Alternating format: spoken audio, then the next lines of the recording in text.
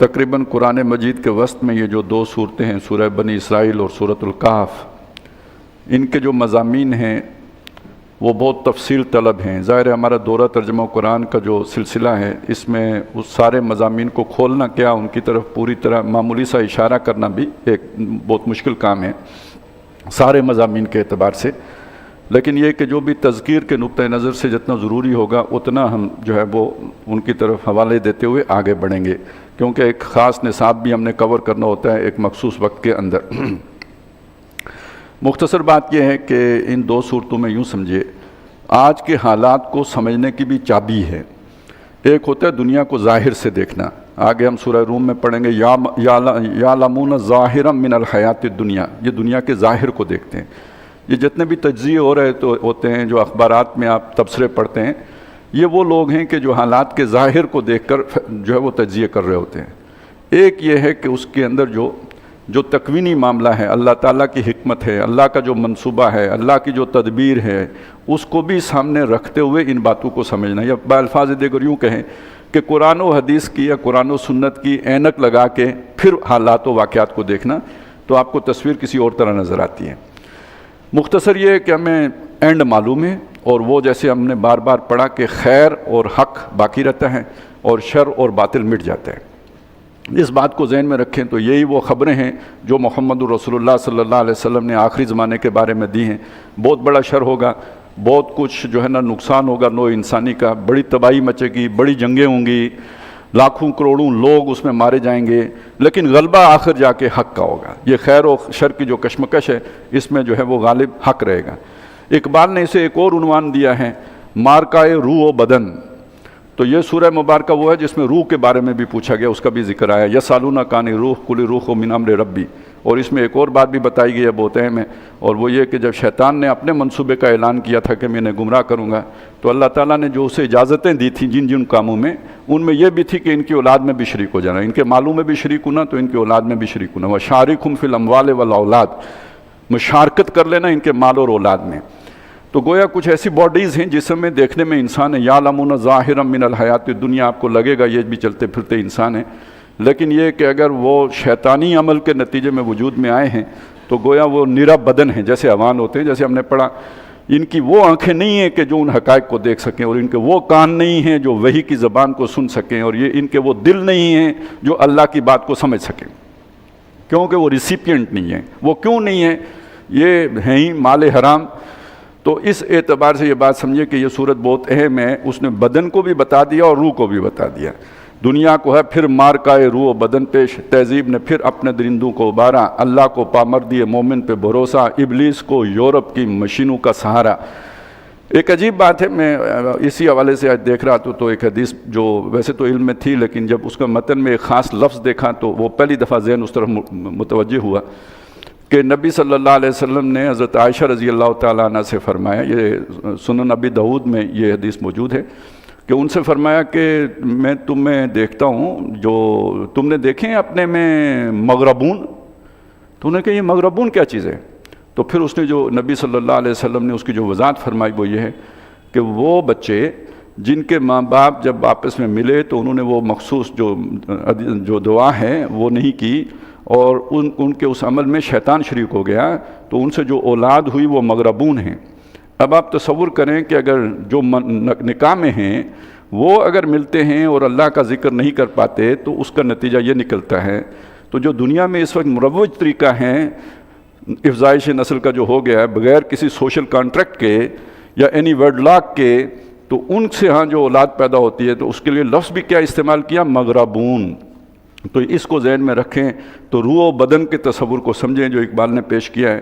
تو یہ جو جھگڑا ہے خیر و شر کا کہیں یا روح و بدن کا کہیں، اس کو سمجھنے کے لیے یہ دو صورتیں بہت اہم ہیں۔ دجال کی حقیقت بھی اسی سے سمجھ میں آ جاتی ہے۔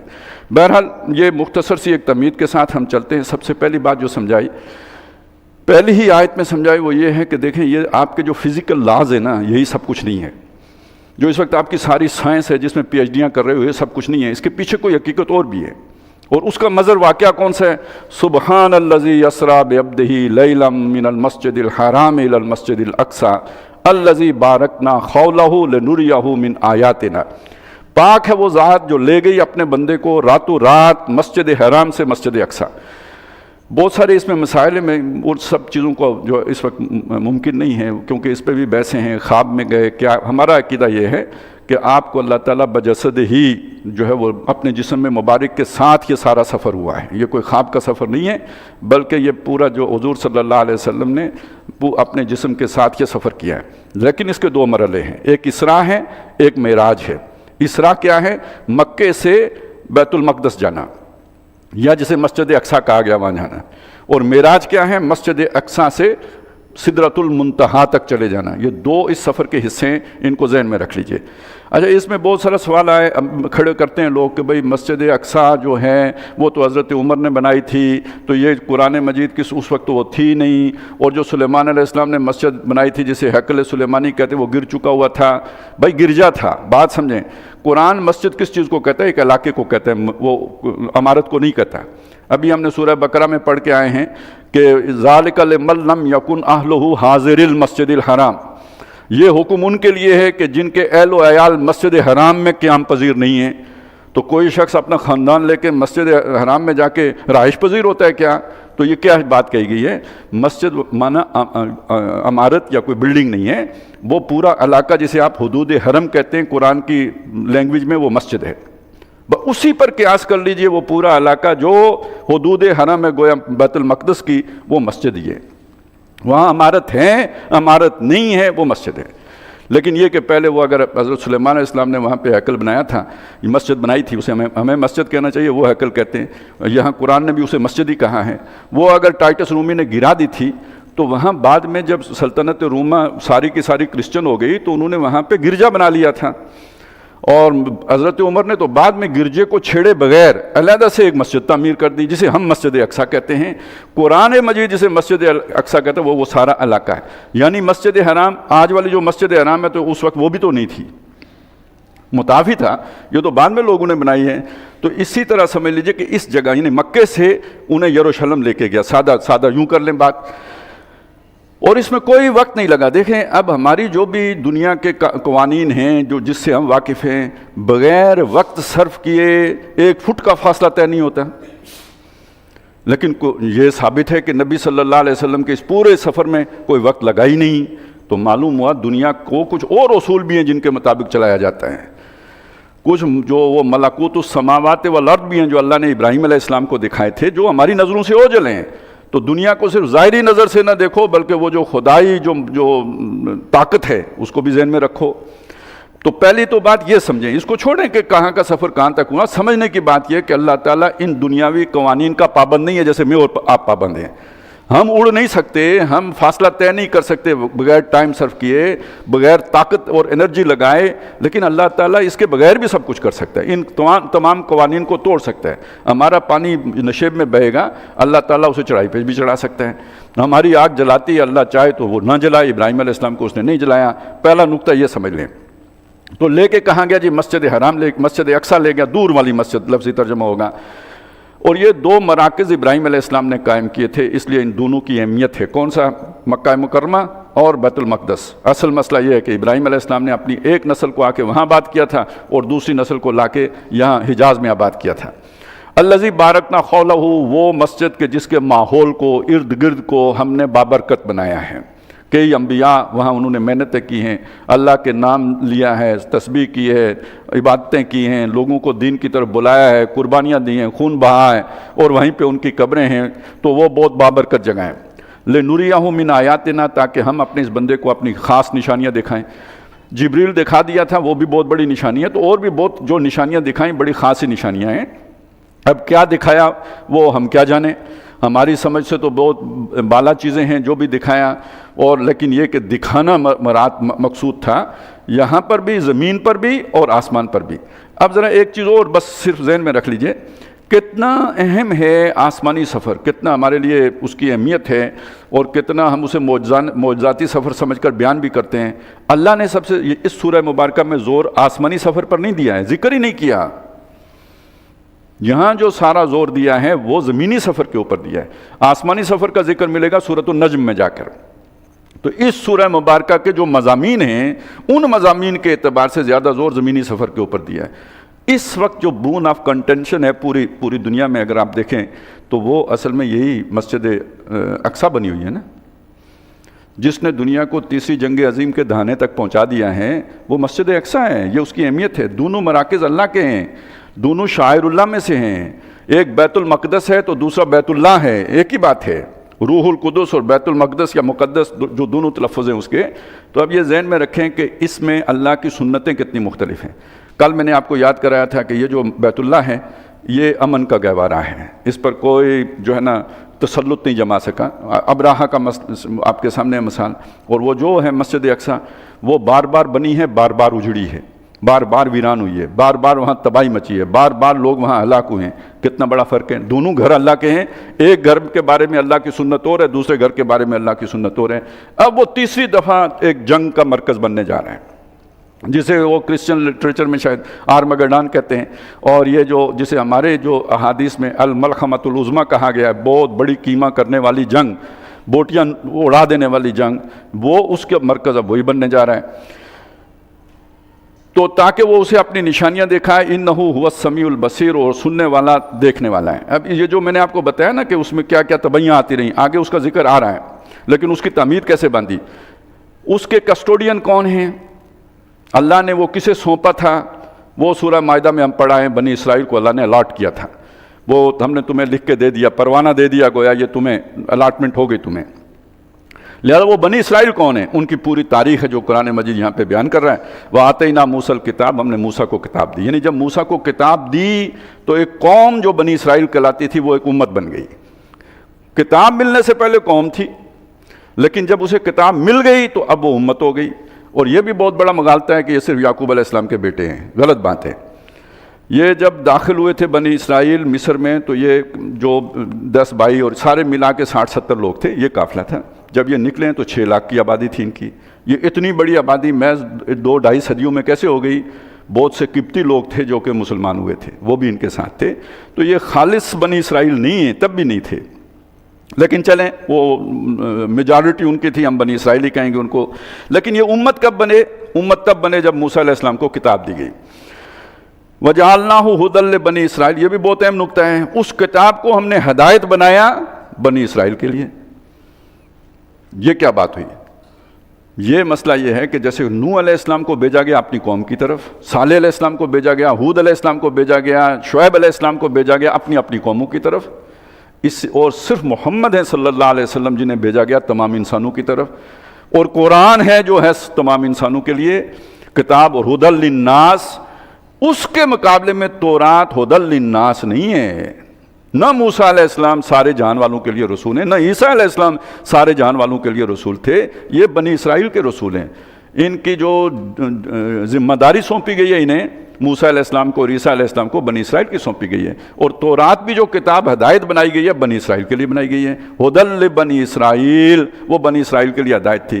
سورہ آل عمران میں ہم نے عیسیٰ علیہ السلام کا پڑھا، رسولاً الی بنی اسرائیل، وہ رسول تھے بنی اسرائیل کی طرف۔ تو یہ ایک نکتہ یہ بھی ذہن میں رکھیں۔ وَجَعَلْنَاهُ هُدًى لِّبَنِي اسرائیل اَلَّا تَتَّخِذُوا مِن دُونِي وَكِيلًا، اور اس کا لب لباب یہ تھا کہ یعنی کتاب کے مضامین کا یوں سمجھے جوہر یہ تھا، ایسنس یہ تھا کہ میرے علاوہ کسی کو کارساز نہ بنانا، توکل، بھروسہ، امید، کسی کو داتا، کسی کو مشکل کشا، کسی کو حاجت روا نہ سمجھنا۔ ذریۃ من حملنا مع نوح، یہ کون تھے بنی اسرائیل؟ یہ انہی کی اولادیں تھیں جن کو ہم نے نوح کے ساتھ اٹھایا تھا۔ وہ جو 3 بیٹے میں نے آپ کو بتایا تھا، ان میں سے جو ایک حضرت سام ہے، ان سے جو نسل چلی ہے انہی سے قوم عاد بھی تھی، پھر سمود تھے، انہی میں آگے جا کے حضرت ابراہیم علیہ السلام تھے، جن کی جو 2 نسلیں یا 3 نسلیں چلی ہیں، جن میں سے ایک لڑی بنی اسرائیل کہلاتے ہیں۔ انہ کان عبدا شکورا، اور وہ نوح علیہ السلام بھی جو تھے وہ بہت اللہ تعالیٰ کی نعمتوں کے قدردان تھے۔ اب یہ بات یہاں پہ یعنی ان کے ماضی بتا دیا۔ اب اس ماضی میں جمع کر لیں یعقوب علیہ السلام اور ان کے 12 بیٹے اور سورہ یوسف، وہ وہاں سے مصر پہنچ گئے۔ اس کے بعد آگے جمع کر لیں جو سورہ اعراف میں ہم نے حالات و واقعات پڑھے، فرعون سے نجات پانا، صحرائے میں پہنچ جانا، اور اس سے آگے اب اگلا مرحلہ آیا جو ہم نے پڑھا تھا سورہ بقرہ میں۔ 2 وہاں پہ مرحلے ہمارے سامنے آئے تھے۔ ایک یہ کہ جب وہ وہاں پہ آ گئے تھے، یعنی اس بیت المقدس کے ارد گرد آ کے آباد ہو گئے، تو 12 قبیلوں کی طرح 12 حکومتیں قائم کر لیں، بہت جلد وہاں سے نکال دیے گئے۔ الم تر الی الذین خرجوا من دیارہم وہم الوف، نکال باہر کیے گئے۔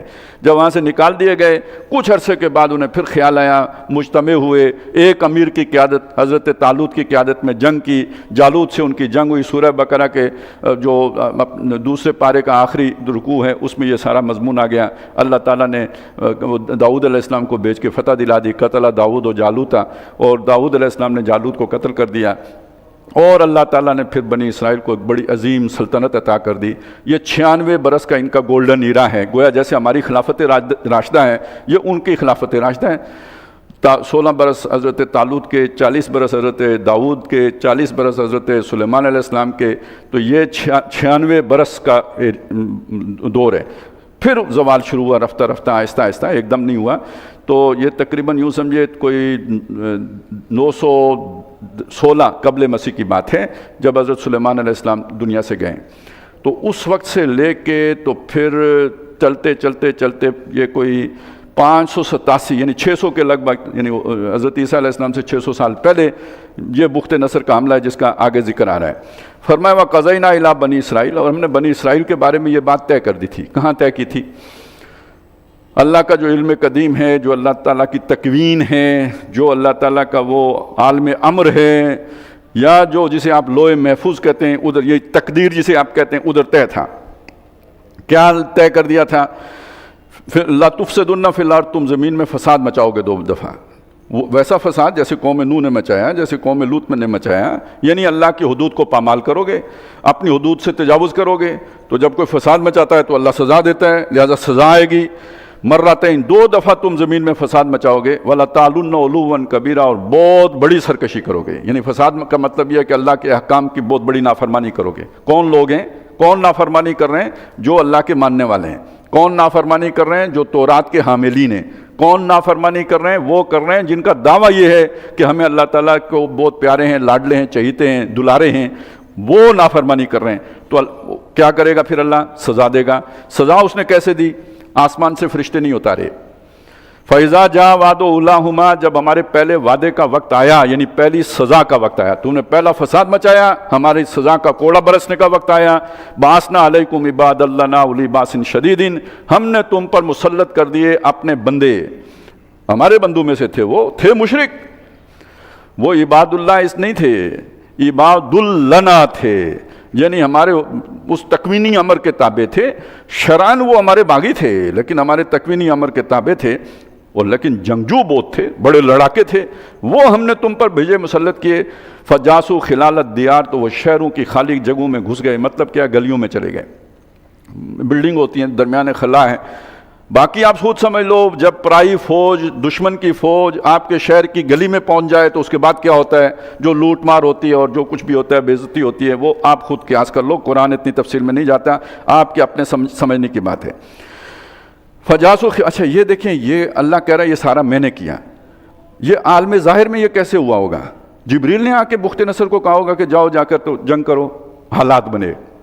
وہ جیسے یعقوب علیہ السلام کے بیٹوں کے حالات بنے تھے، انہوں نے جا کے بھائی کو ڈال دیا تھا کنویں میں، پھر وہ حالات بنے، وہ اٹھا کے لے گئے، اسے اپنے لالچ میں لے کے گئے، جا کے مصر میں بیچ دیا۔ حالات ظاہراً یوں بنتے ہیں، وہ جو میں نے آپ کو بات بتائی تھی اس عورت کی کہ اللہ اپنے پہ بات نہیں آنے دیتا، ایک ظاہر ہے، اللہ نے اس کا رکھ رکھا ہوا ہے، تو اسباب ظاہراً بنتے ہیں۔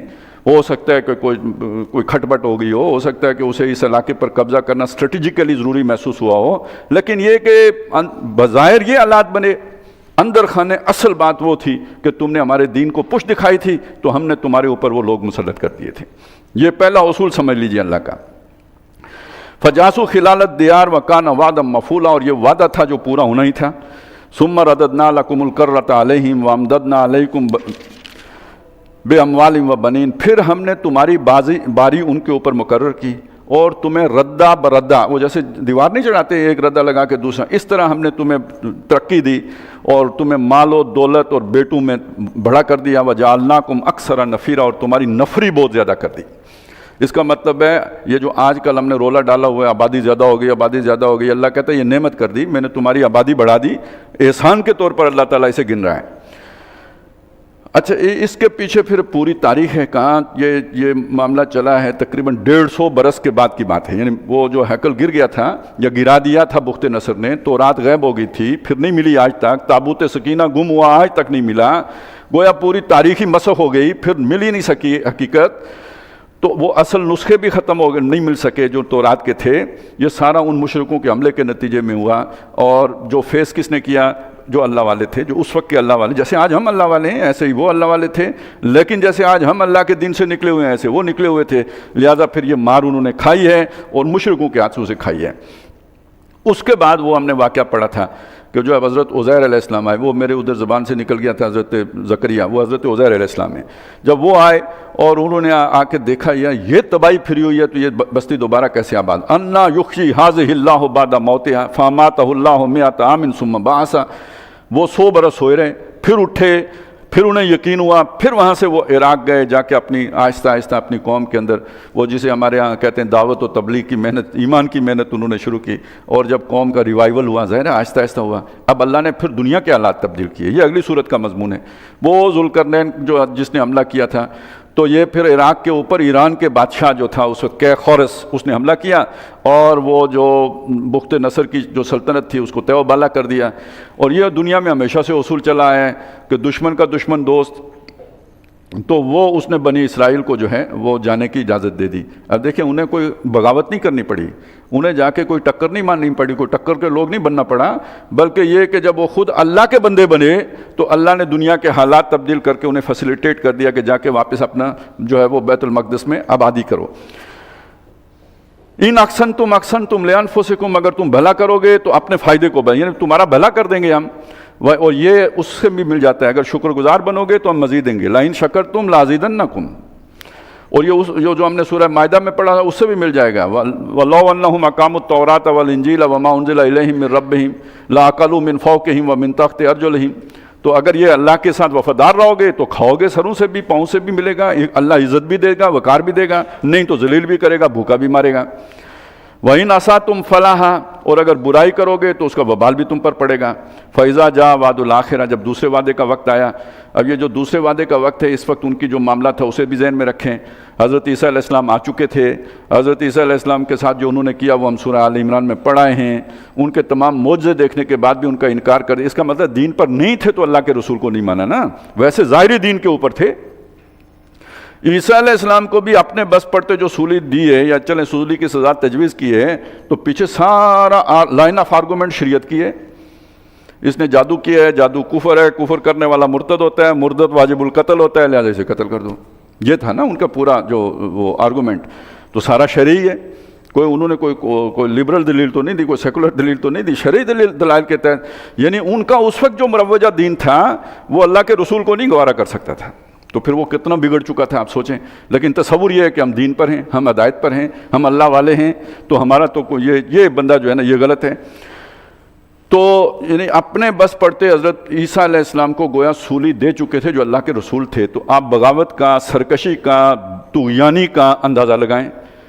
پھر اللہ نے بھیجا ہے ٹائٹس رومی کو. اب وہ تو حالات ہمیں معلوم بھی ہیں کیا بنے. عیسیٰ علیہ السلام کے آنے سے پہلے ہی اس علاقے کے اوپر رومیوں کا قبضہ ہو چکا تھا. سن 63 قبل مسیح میں پومپیائی ایک جرنیل تھا، اس نے یہ علاقہ فتح کر لیا تھا.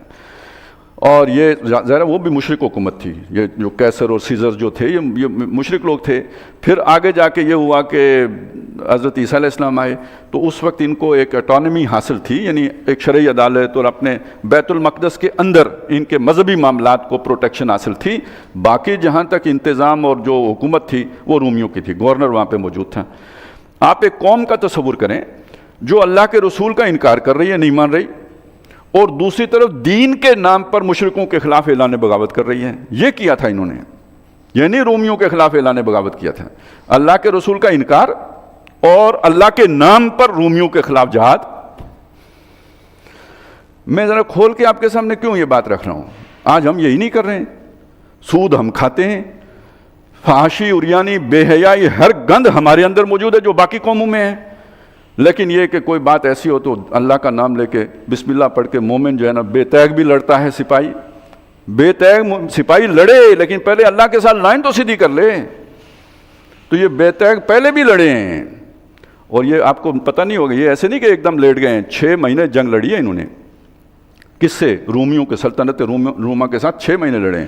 لیکن اللہ سے تو نہیں لڑ سکتے. سیلاب آیا، رومیوں کا کوئی نقصان نہیں ہوا، وہ ان کے تہہ خانوں میں گھس گیا پانی، ان کی ساری اناج ضائع ہو گیا، اسلحہ خراب ہو گیا، شکست کھا گئے.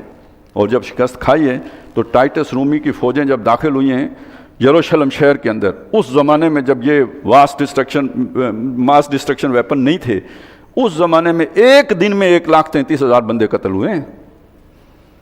یعنی ہاتھوں سے نا، تلواریں ہوئی، نیزے ہوئے، ایک دن میں 1,33,000 لوگ یروشلم کے شہر میں قتل کیے گئے ہیں.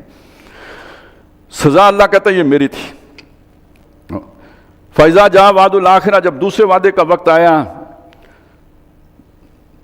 لِيَسُوءُ وُجُوهَكُمْ، یعنی وہ پھر داخل ہو گئے. قوم دوسری تھی، داخل اسی طرح ہوئی شہروں کے اندر تاکہ وہ تمہارے چہرے بگاڑ دیں. وَلَيَدْخُلُوا الْمَسْجِدَ كَمَا دَخَلُوهُ أَوَّلَ مَرَّةٍ، اور مسجد میں پھر داخل ہو جائیں جیسے پہلی مرتبہ داخل ہوئے تھے. یہ تھا، یہ مسجد اقصیٰ جو کہتے ہیں نہیں تھی، تو وہ تو حضرت موسیٰ یعنی عیسیٰ علیہ السلام سے پہلے بھی تھی، ان کے بعد بھی تھی. تو قرآن سلیمان علیہ السلام کی مسجد کو مسجد کہتا ہے، یہودی اسے ہیکل کہتے ہیں. ہماری زبان پہ بھی ہیکل چڑھ گیا ہے، لیکن قرآن کی اصطلاح میں وہ مسجد ہی تھی، یہ سلیمان علیہ السلام نے جو بنائی تھی تاکہ وہ مسجد میں داخل ہو جائیں جیسے وہ پہلی مرتبہ داخل ہوئے تھے. ایک صاحب نے تو بہت دور کی کوڑی لائی ہے کہ اصل میں جو اللہ تعالیٰ حضور کو لے گیا تھا جس مسجد میں، وہ آسمان پر تھی، یعنی بیت المعمور. بھائی یہ وہی مسجد تھی جس میں بخت نصر گھسا تھا، یہ وہی مسجد تھی جس میں ٹائٹس رومی گھسا تھا، تو وہ بھی آسمان پر گئے تھے لڑنے کے لیے. تو یہ اس طرح کے لوگ جو ہے نا اپنے وہ چول مار دیتے ہیں. وَلَيَدْخُلُوا الْمَسْجِدَ كَمَا دَخَلُوهُ أَوَّلَ مَرَّةٍ وَلَيُتَبِّرُوا مَا عَلَوْا تَتْبِيرًا، تاکہ وہ اکھاڑ کے پھینک دیں جو ہر وہ شے، خراب کر دیں ہر وہ شے جو بلند ہے. یعنی عمارت گرا دیں، کوئی مزار ہے تو گرا دیں، کوئی مسجد ہے تو توڑ پھوڑ دیں، کوئی شے انہوں نے سلامت نہیں چھوڑی، بلڈوز کر دیا اس پوری عمارت کو. اب یہ دیکھیں نا، ہم نے سدوم اور عمورہ کی بستیوں کا پڑھا، جعل عالیہا سافلہ، فرشتے آئے انہوں نے اوپر نیچے کر دی بستی. یہاں فرشتے نہیں آئے، انسان آئے، اللہ نے عذاب بھی بھیجا تو آدمیوں کے ہاتھوں بیچا، اور پوری بستی کو انہوں نے اکھاڑ کے وہی کر دیا جو فرشتوں نے سدوم اور عمورہ کی بستیوں کے ساتھ کیا تھا، یہ اس بستی کے ساتھ ہو گیا. خدا یوں بھی گناہوں کی سزا دیتا ہے، بانٹ کر قوم کو گروہوں میں لڑا دیتا ہے. آسمانی سے عذاب نازل نہیں ہوتے، آدمی کو بھی ملک الموت بنا دیتا ہے. تو یہ دو دفعہ ان پر عذاب آیا، آدمیوں کے ہاتھوں آیا. اس کا مطلب کیا ہوا؟ یہ اللہ تعالیٰ نے اس دور میں آ کے ایک تبدیلی لائی ہے. وہ عذاب جو پچھلی قوموں کے اوپر فرشتوں کے ہاتھوں آتا تھا، وہ اب انسانوں کے ہاتھوں آنا شروع ہوا. اور میں آپ کو بتاتا رہا کہ یہ مکے میں بھی ہوا. نبی صلی اللہ علیہ وسلم نے 13 برس وہاں جن کو محنت کر کے بات سمجھائی تھی اور وہ نہیں مانے تھے، ان پر عذاب آیا، انسانوں کے ہاتھوں آیا. اور آخری فیصلہ وہی ہوا کہ تم میں سے کوئی اب یہاں پہ رہ نہیں سکتا، یا تو ایمان لاؤ یا یہاں سے نکل جاؤ. اتنی چھوٹ ہے، اس کے بعد تمہارے لیے یہاں رہنے کی کوئی گنجائش نہیں.